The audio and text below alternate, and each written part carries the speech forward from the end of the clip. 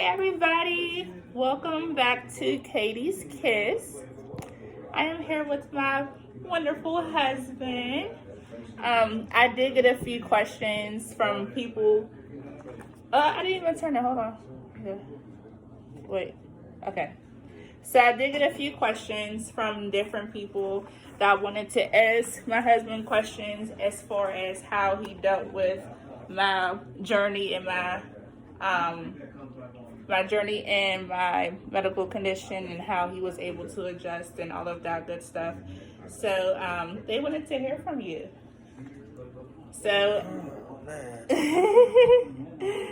so pretty much, he's going to talk about, I guess, his experiences and how he was able to deal and overcome, and if he ever had any issues with helping me to help myself, and just pretty much the different things that he went through as my spouse, as my husband.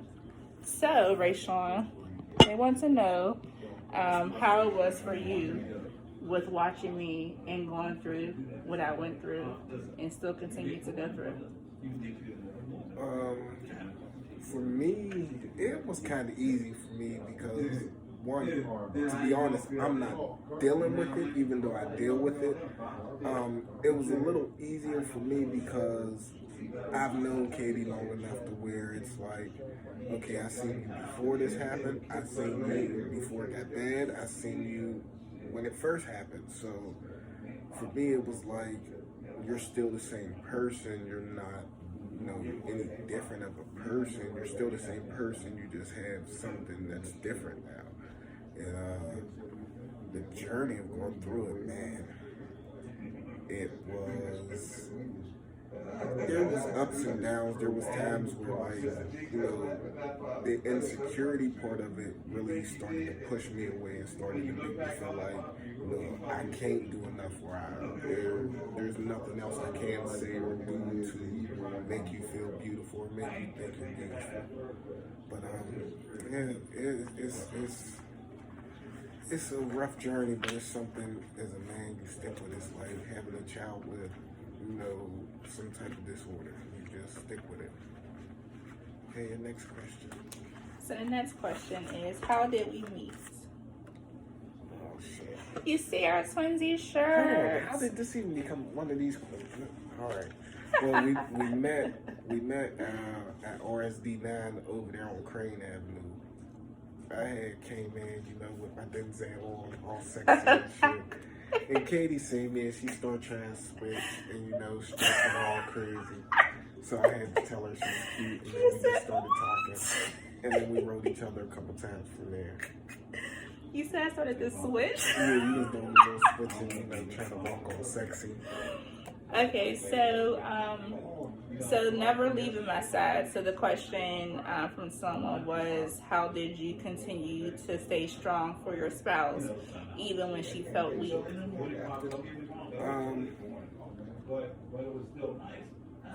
Pro-cannabis. That's what I can say. Pro-cannabis.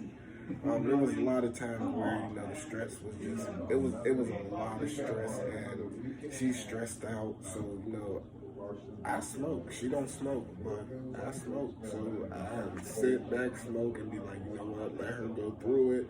Then, after a minute, go and try to talk to her. If that don't work, then, just give her space, let her have her time, because Katie's emotional. Women are emotional. Women are emotional. I am not emotional. Men be emotional, but women, they are, man.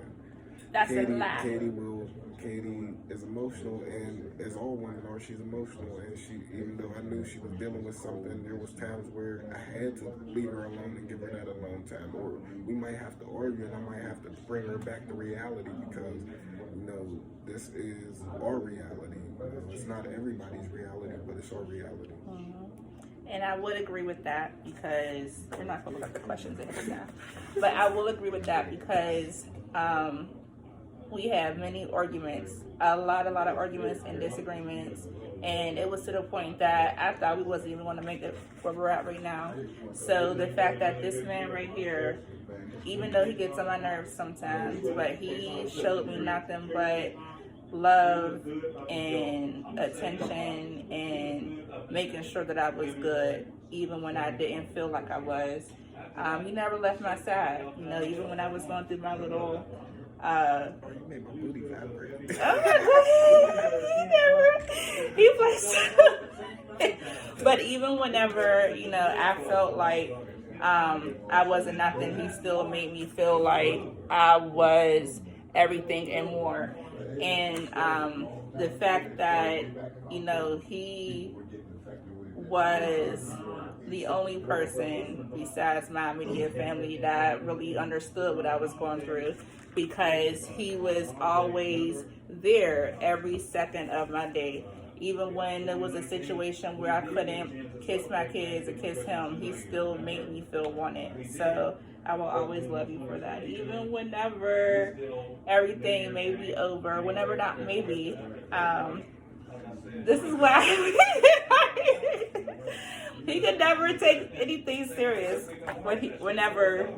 I'm always serious. Sometimes. No, he really is. This man is great. My baby. No, you can't. No, camera. Okay, so the question is, how do you feel as a man watching your woman go through the insecurity and her not feeling beautiful? I kind of said that already. I told you I smoked a lot of marijuana. My side chick Mary Jane kept me strong through a lot of things. But no, seriously, like I try to just be there and try to be understanding and understand the things she's going through, because you know, I might go through something physically and she may have to understand, or I may need her to understand, but there's certain things, you know, even mentally I go through things and it's the same thing, mental, physical, it's all different disorders and different things that happen in life that cause these things. So, you know, you just try to stay strong and try to fight through shit and understand that, you know, get out of here. And, you know, sometimes, you know, it's better to stick with shit than, you know, just keep giving up. Sometimes giving up is starting a new chapter, and sometimes you give up on things, but you stay in the same place, just start a new chapter. All right, next question. Oh, the next question that somebody asked was, how long? Well, you kind of already answered that. How long have we known each other? But that was already answered. It's been what, 12 years? Yeah, since 2009. Yeah. The next question is, how many kids do you want, and do you want any more kids? Right now I have 5. I have 4 that live with me and 1 that I love to death. I love you, Cam. And do I want any more? Originally I wanted 13. Oh, jeez. That was my goal, 13. Now, like, fuck no. No more. Maybe 1.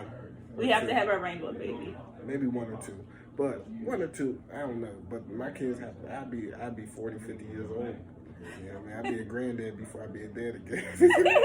That's not what he said last night. Okay, anyway, next question.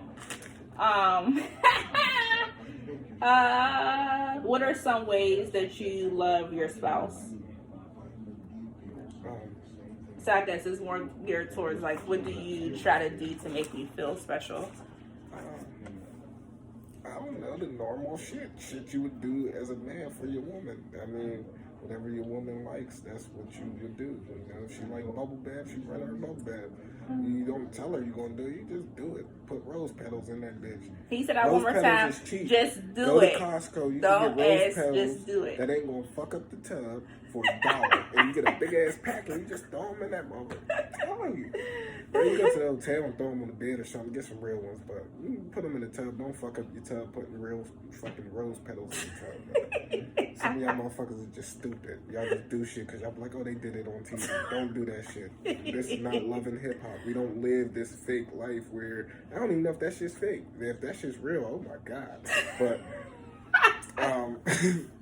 I'm sorry, but that went all the way left. But I'm just saying, You just do the things your woman likes, and you allow her to love you. If you don't allow a woman to love you, you can't love her. Just like if she don't allow you to love her, nigga, give up, or just keep trying to break through the bricks. Then you get that jackhammer out, and you better yang yang yang yang yang yang yang, you know, yang yang yang yang yang yang, you know, and you get that jackhammer out and knock them walls down and break down them barriers for real. Like honestly, that's what you do. You try to get through and try to break through mentally, especially if you have your mind on right and you know she's struggling with things. You know her mind ain't straight. Sometimes mentally, women need somebody to think for them. Even though we don't think that, we sometimes want them to fucking think for us. Right. But sometimes they need you to think for them and be able to solve a problem and deal with an issue that's not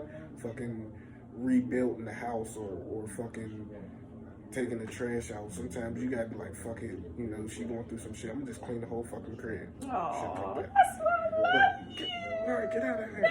All right. Look at them. Okay, so next question. About 15 minutes in. No, it's 11 minutes. The next question is, how did you, or what went through your mind when Katie was not able to kiss for that certain amount of time? I don't know. It was weird because I like to kiss and shit. You know, I got big ass lips and shit, so I just like to kiss. My lips damn near as big as Katie's for real. So I don't know. It was kind of weird, but it wasn't too weird because I still was able to kiss her. You know, kiss her on the cheek. I still sneak my kisses on her lips and she get mad at me. But you know, you still. I'm a man, so I find places to kiss. That's all I'm saying. Next question.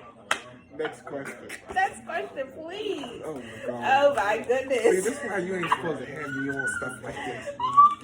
Okay. Did you ever? Don't shut up, plan. Did you ever feel a certain way with having Katie out in public? So I guess they're trying to say if you ever like had a weird feeling. I will be completely honest, right? So honest. I gotta like my black for this. There were times we would go out and I would only feel some type of way because Katie would act out. Like she would get mad because people are looking and shit. And she'd act out or she'd be ready to go and I'd be like, what the fuck? Like I ain't ready to go. Like that's where I felt some type of way. Like I used to feel some type of way like, so you don't want to be seen out like this with me. I didn't look at it as if, you know, you don't want to be seen out like this or I don't want to be seen out like this with you because I didn't give a fuck. And I told Katie that from the jump. I'm sorry, excuse my language, YouTube. God darn it, I can't help myself. But honestly, that's just what it is. If you allow something like that to deter you from being happy and being with somebody who makes you happy, even if it makes you miserable for 6 months to get through because they miserable, and you willing to be miserable with them for that 6 months to help them get through, and that makes you happy being miserable, then that's what you do. Like I know people who are married and miserable, and I'm married and happy right now. I could be married and miserable. I honestly used to think like, what if I be married and miserable? I had people call me and say, I don't want you to be miserable. And guess what? They fucking miserable. But you don't care what other people think or people see because you see something other than what they see. You know what I mean? It's like sleight of hand. They may see an ace of spades, but you see a joker. And it's just what it is. Next question. Aww. I told you 15 minutes. Okay, shut up. So the last question is, where do you see yourself with Katie, and what are your goals? I guess within the marriage, I'm assuming is what they were trying to ask. Well, right now our goal is to move the hell out of Pittsburgh. Any black folks that are listening to me, Pittsburgh is a great city. It's just not for us.